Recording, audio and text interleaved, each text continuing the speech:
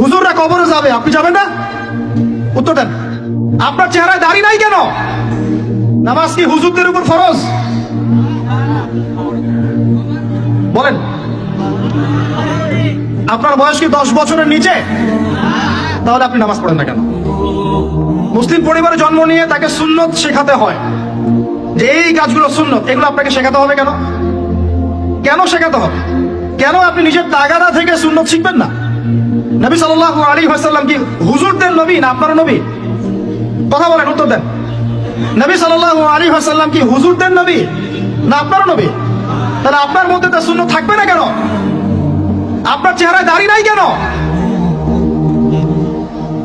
আপনার প্যান্টটা টাকনোর নিচে কেন?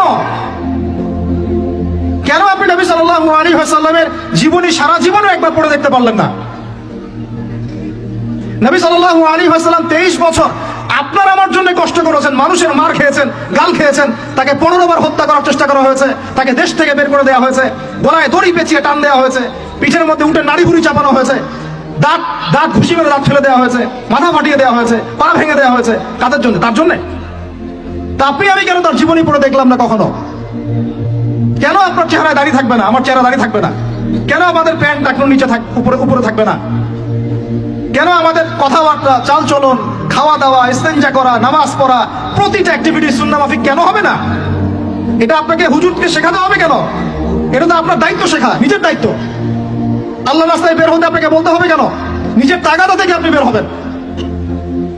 হুজুররা কবরে যাবে, আপনি যাবেন না? উত্তর দেন। হুজুররা, তোমরা উত্তর দাও, ছেলেরা, ইয়াং জেনারেশন, তোমরা যারা আছো, হুজুররা কবরে যাবে, তোমরা আমরা যাবো না? হুজুরদের নবী মুহাম্মদ সাল্লাল্লাহু আলাইহি ওয়াসাল্লাম আমাদের নবী নন?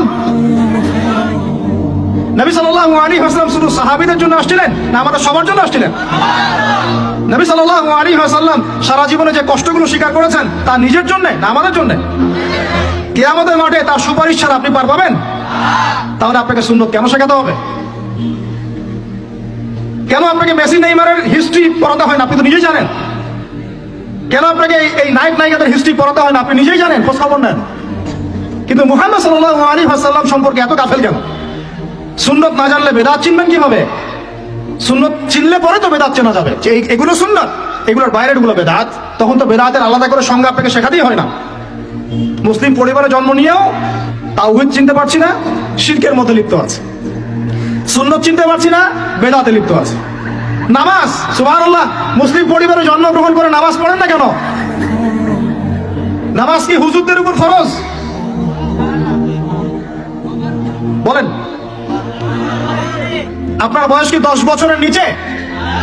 তাহলে আপনি নামাজ পড়েন না কেন? ফরজ মানে কি? আপনি ইচ্ছা হলে করলেন, ইচ্ছা হলে করবেন না, নাকি? এটা ফরজ? ফরজ হয়তো বোঝেন। ফরজ কি? ওই যে প্রত্যেক রাতে যে মেয়ের সাথে কষ্টি নষ্টি না করলে আপনার ঘুম হয় না, ওইটা হচ্ছে ফরজ। স্কুলে কলেজে গিয়ে মেয়েদের সাথে অ্যাফেয়ার্স করা, ডেটিং করা, এই পাবজি খেলা, আমাদের সবার উপর এখন ইউটিউবিং, ফেসবুকিং ফরজ। ফরজ বুঝেন, এইভাবে বোঝেন, এগুলো হচ্ছে ফরজ আপনার উপরে। তো সালাত, হাইয়া আলাস সালাহ প্রত্যেক দিন আপনার কানে যায়, কেন সালাতে আসেন না?